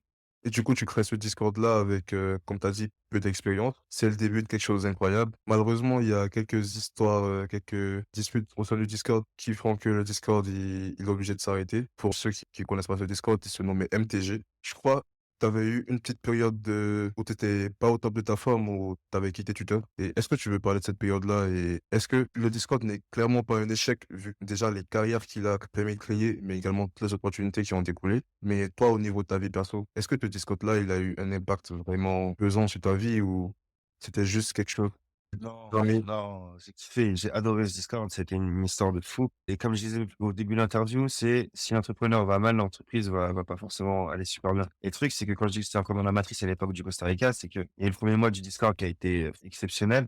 Et ensuite, le deuxième mois, il y avait des critiques, etc. Mais le truc, c'est qu'on n'avait pas d'expérience, personne n'avait fait ça avant moi, les gens avaient beaucoup d'attentes. Les gens avaient beaucoup d'attentes par rapport à moi parce que je faisais beaucoup de promesses. J'avais aussi développé aussi un gros ego parce que c'est la première fois que j'avais autant d'influence. J'avais une influence qui était presque à l'échelle du pays sur la crypto parce que mon record avant le Discord, c'était Elrond. Et Elrond, ça commençait à devenir vraiment hors de contrôle en France. Quand j'ai lancé le Discord, les places se sont vendues en 1 minute. Ça a été la preuve qu'il y avait beaucoup d'attentes. Et du coup, ouais, ça a été explosif pour moi. J'ai eu une grosse poussée d'ego et puis, ça m'a pas forcément fait profit parce que du coup, j'ai relu en plus un article sur, le Discord MTG il y a pas si longtemps où je voyais les critiques et je voyais que pas mal de critiques disaient: «Ouais, c'était, les tweets de MTG, donc mes tweets». Donc, c'était le 1er problème, c'était mon ego par rapport à la croissance exponentielle de mon projet, le peu d'expérience que j'avais dans ça, aussi le manque, j'arrivais pas à déléguer mes tâches en gros, c'était assez problématique, je devais travailler beaucoup et aussi mon lifestyle en mode je fumais un paquet par jour et je mangeais des sneakers, je buvais pas beaucoup d'eau et cetera et cetera. Je te retomber dans les pièges de la matrice, donc la masturbation ici et cetera. Donc forcément, je pouvais pas tenir. En gros, le deuxième mois, c'était, je pense qu'au bout de la deuxième semaine, sur le deuxième mois, je savais déjà que j'allais arrêter parce que si je pouvais plus tenir, c'était plus possible pour moi, quoi. Mais c'était une expérience explosive, bien sûr, où j'ai appris beaucoup en très peu de temps. Du coup, à ce moment-là, comme tu as dit, tu étais encore dans la matrice? Et c'est clair qu'aujourd'hui, avec l'expérience que tu as pu avoir, il y a des choses que tu pourrais pas faire. Mais est-ce que tu regrettes certaines choses que tu as fait? Parce que je me rappelle que tu as créé pas mal de mèmes et tu as fait des lives Insta qui étaient, on va dire, légendaires. Tu étais vraiment spontané dans ce que tu faisais. Et aujourd'hui, avec le recul que tu as, est-ce que tu te dis que ce sont des choses que tu aurais pas dû faire ou tu es quand même fier de les avoir fait? Non, je regrette pas parce que je préfère avoir trop bu une soirée, machin. Parce que je me dis aussi pour évoluer, il fallait que je me voie, en fait. Il fallait que je me voie aussi dans l'état dans lequel j'étais, tu vois? Pour, me dire: «Putain, faut changer». Tant que tu te mets pas comme si tu me dis dos au mur, bah, tu vas pas changer. Là, je m'étais mis dos au mur encore une fois, en faisant des lives, comme tu dis, légendaires, en ayant fait mes premières fois dans beaucoup de choses. Première fois que j'étais vraiment hyper bourré, première fois que je gérais un Discord, première fois que j'étais une image de marque. Bref, non, je regrette rien. Je suis content d'avoir fait ces erreurs, comme ça je les refais plus. Plus c'est gros, plus t'apprends. C'est ça. Et du coup, c'était vraiment ça le plus important à retenir de cette histoire, c'est que aujourd'hui, tout ce que tu as pu faire en bien ou en mal ou que tu referais pas aujourd'hui ou qu'on peut caractériser comme erreur, tu as apporté quelque chose pour que tu atteignes ce stade-là. Ouais, c'est ça, c'est que là, aujourd'hui, je peux viser 1 milliard parce que j'ai fait des erreurs que 99,9% des gens n'oseront même pas faire. Et que même les personnes qui te jugeaient pendant que tu faisais ces erreurs-là n'ont pas eu les couilles de faire et du coup qui n'ont pas progressé pendant que toi, ces erreurs-là t'ont permis d'acquérir plein de choses. Ouais et donc ensuite à la fin de ce Discord, donc en gros le Discord a chuté parce que moi je faisais que parler de Gambit. Le projet avant GMX, c'était le même projet et c'est vrai que c'était à ce moment-là où j'ai beaucoup manifesté. Je disais: «Les mecs, c'est le plus gros projet de votre vie». J'ai fait des calculs et tout. Je me rappelle, je faisais beaucoup de maths. C'est les mecs, là, c'est une dinguerie, le dev il est solo et tout, les frères, on a une opportunité de dingue mais bon, le projet faisait que chuter pendant qu'on était en bull run. C'est possible de voir la vision que j'avais réussi à avoir. En plus, je surfe pour Gambit à cause du live. X me dit: «Bah, on peut pas bosser ensemble et tout», parce que du coup des gens du Discord m'avaient entre guillemets, «poucave» à X. Ils me dit: «On peut pas bosser ensemble et tout» et moi je dis: «Non, le seul truc que je vais faire de ma vie, c'est travailler pour toi X». J'étais obsédé sur ça parce que j'avais pas d'autre choix. Je pouvais pas rester sur un échec. Et donc, quand j'ai quitté Twitter et j'ai fait ma pause, j'ai bossé dans la crypto, comme tu parlais des notions. J'ai juste, j'ai pris Gambit, j'ai mis sur papier, j'ai mis, ça c'est le projet. Il fait des contrats perpétuels, donc du trading à effet de levier. Le potentiel, on peut le trouver ici, ici, ici, ici, ici, ici. Moi, j'ai la capacité de le faire comprendre à des jeunes, à des gens normaux, parce que du coup, j'avais l'expérience de mon Discord. Et donc, X, juste avant la sortie de JMX, qui était la phase évoluée de Gambit, il me dit, ouais, je te prends en marketing, parce que t'es toujours là, en gros, tu continues de faire la même chose. En vrai, t'es passionné. Du coup, déjà là, il faut souligner que X, il prend un risque parce qu'il y a eu des langues de bois qui l'ont poussé à arrêter de travailler avec toi. Et là, il décide quand même de te faire confiance et de te déléguer, on va dire, le côté marketing. Et là, il me délègue le côté marketing. Et là, j'ai l'impression que j'ai eu un retour du karma dans le sens où je m'étais mangé beaucoup de mal non mérité, beaucoup de sauce, beaucoup de critiques pour une personne qui avait totalement changé une industrie. Parce qu'il y a eu un avant-après moi qu'on peut même pas quantifier, tellement c'est énorme. Et donc, forcément, quand j'ai fait après un tel trophée, c'était pas possible pour moi d'échouer. Je suis entré dans GMX. Le projet GMX a explosé tellement rapidement qu'en une semaine, on était déjà à $13, 14, $15 par token. C'est-à-dire que le lancement était à $2, mais personne n'a pu l'acheter à $2, sauf ceux qui avaient gardé depuis Gambit. Donc là, mon plan, en fait, le plan que j'avais speak into existant dans le Discord commence à se réaliser dans la vraie vie. Je suis au Maroc, je suis passé de broke, genre 5000 balles en crypto, mauvaise réputation, à bam, d'un coup, j'ai 200 000 balles en crypto. Je suis chef de marketing de GMX, mais je suis encore dans la matrix, donc je fume encore des clopes, machin, je connais pas encore tout, mais je commençais à prendre pas mal d'expérience. Et puis là, ça a été juste une ascension. Après, je suis rentré en France, j'étais beaucoup plus riche, je suis parti faire du shopping, changer de fréquence, comme on me disait, pas me rendre compte de mes qualités. Et puis, comme j'ai été dans l'ombre, j'étais dans le silence, bah, j'ai plus rien à prouver. Progressé tout seul. Je suis parti à Istanbul tout seul. J'ai fait des voyages seul. Un hôtel 5 étoiles. Et puis ensuite, je reviens à Istanbul en novembre. Je trouve l'emoji merci pour GMX, qui a été big, hein. Maintenant, c'est big. Mais bah, créer une Qui, marque. ouais, deux semaines plus tard, il y a XM qui s'occupait de faire le design du site GMX, qui m'envoie un message et puis on se rend compte qu'on est tous les deux français. Et je lui dis, ouais, t'habites où? Il me dit, j'habite à Colombes. Et je lui dis, ouais, moi, j'habite à La Défense, on est à côté, mais viens, on se voit. Et il me dit, ouais, j'ai pour idée de créer une collection de NFT pour GMX. Et moi, et il me dit, ouais, est-ce que t'es chaud? On fait ça ensemble. Et toi, tu fais le marketing, moi, je fais la collection. Je lui dis, je suis chaud, gros. Une semaine, ça s'est fait. Et puis après, bah, à partir de là, ça a été une courte, hein, mec. On est en 2023, C'est incroyable parce que là, tu as fait plus d'une heure qu'on parle et tu as eu différentes étapes dans ta vie, tu as eu différentes erreurs que tu as commises. À chaque fois, tu pas baissé les bras, tu as continué à charbonner, tu as continué à essayer. Mais les quelques erreurs que tu as pu faire avec le Discord MTG, après que... Parce que moi, personnellement, je me rappelle très bien de la période de Gambit parce que je me rappelle que, comme tu as dit, ça se passait pas comme prévu. On était en plein bull run, mais on avait nos cryptos qui baissaient. Les gens sur le Discord avaient déjà mangé pas mal avec les cales qu'on avait eu, commençaient déjà à cracher dessus, ça a retourné à l'invest. Il y a beaucoup qui ont perdu de l'argent, j'en faisais partie. Toi également, parce que tu étais le premier à faire la pub de ce projet-là. Et tu baisses pas les bras. Tu as des gens déjà perdre de l'argent, c'est une chose. Envoyer un DM au développeur pour lui dire que tu devrais pas travailler avec ce mec-là, c'est une autre. Mais malgré ça, malgré le fait que je me rappelle très bien de cette période-là, tu te faisais harceler sur Twitter, c'était incroyable. T'avais tout le monde qui essayait de surfer sur la vague. Le plus triste, c'était que t'étais vraiment seul contre tout le monde. C'est-à-dire que là où tu avais des personnes qui étaient bien, on va dire, tes soldats, là, tu étais vraiment tout seul. Tu te faisais rallumer par tout le monde et tu pouvais rien faire. Et juste pouvoir se lever en traversant quelque chose de ce genre-là, c'est énorme. Mais retourner vers le même dev, réfléchir à comment tu peux, du coup, garder ta place. En fait, c'est quelque chose qui ne pouvait pas ne pas payer parce que quand tu traverses quelque chose de aussi difficile, non seulement pour ton projet professionnel, mais également ta santé mentale, parce que tu as des cinquantaines, voire des centaines de personnes qui sont states, et que tu décides quand même de continuer de persévérer et de croire à la vision que tu avais dès le départ. On voit vraiment, on va dire, l'impact que ça a eu sur l'avenir. j'ai pas vécu si difficilement que ça, le harcèlement, parce que moi, très tôt, je me suis dit, les mecs, vous savez pas à qui vous avez affaire. Je sais pas, j'étais dans une mentalité où j'étais en mode, gros, moi, vous me détestez tous parce que j'ai parlé de Gambit. Et moi, dans ma tête, c'était mes maths sont correctes. J'ai toujours été bon en maths. C'est vraiment correct. C'est le projet de l'année, là. Donc, en vrai, moi, quand j'ai désactivé mes réseaux sociaux, je me concentrais même plus sur le CTFR ou quoi, le crypto Twitter. J'avais déjà créé mon petit compte US en secret, machin. Parce que, il y avait quand même des gens qui étaient anonymes, du coup, qui me connaissaient pas, qui étaient américains, qui étaient d'accord avec mes mathématiques, etc. Donc, je me suis refait toute une commu qu'il était plus avec des gens qui me connaissaient entre guillemets de mes airs, machin. J'ai plus voulu bosser avec eux. J'ai voulu juste garder mon même idée d'investissement avec ceux qui me suivaient. Donc il y avait quand même quelques Français de mon Discord qui m'avaient refollow en mode: «Ouais, en vrai, on a rien contre toi, en vrai, frérot». Puis tous les mecs qui m'ont suivi, en vrai, qui étaient là tête baissée, bah, au final, c'est nous les grands Ah, c'était gagnants. ça, hein. Je pense que ouais, j'ai créé des vrais millionnaires. Je me rappelle, je cherchais quand ton compte il était suspendu et que je crois que tu l'avais supprimé ou tu l'avais suspendu. Je cherchais, et je crois, je sais pas si c'était cette période-là, mais on savait que tu créais d'autres comptes, mais on savait pas lesquels. Et du coup, je me rappelle, j'avais une période où je cherchais vraiment c'était quoi son putain de compte où il continuait de faire des posts. Ouais, parce que j'avais pas j'ai si le harcèlement n'avait pas brisé ma façon de croire en moi, je croyais toujours à fond en moi. Ça veut dire qu'à cette période-là, tu avais déjà coché la case, la confiance en soi, en fait. Le Et fait que mon ego ait été aussi touché, ça m'a rendu obsédé, comme je t'ai dit.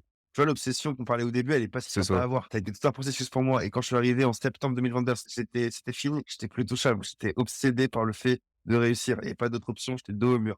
Ouais. Ma frustration, c'était: comment ça, le mec qui a créé le crypto Twitter français n'est pas le plus riche du crypto Twitter français? Tellement ma frustration et c'est devenu une obsession. Ouais, et c'est un très bel exemple de réussite parce qu'il y a très peu de personnes qui auraient continué sur cette lancée-là, qui, même si tu étais sûr que tes calculs étaient vrais, qui auraient eu la force de continuer de les défendre et de croire au projet. Et aujourd'hui, GMX, c'est la plateforme de trading décentralisé numéro 1 sur la DeFi, on la connaît tous. BFM en parle et Ouais. je peux te souhaiter que félicitations pour cela. Et aujourd'hui, je dirais que j'ai réussi à faire le pas sur tout ça. Maintenant, je vais refaire les projets que j'aimais bien. Le Discord, j'ai toujours bien aimé, moi, être entouré de personnes et puis faire des calls, faire des lives avec les gens. Donc, j'ai envie de refaire ça avec Metaspace. Maintenant, bien sûr, ce sera à une échelle différente, ce sera bien moins personnel. J'ai tout simplement appris des leçons, mais je compte toujours mettre la même qualité. Et pour informer les auditeurs, Metaspace, c'est ton nouveau projet. Tu peux le résumer en quelques mots ce que c'est?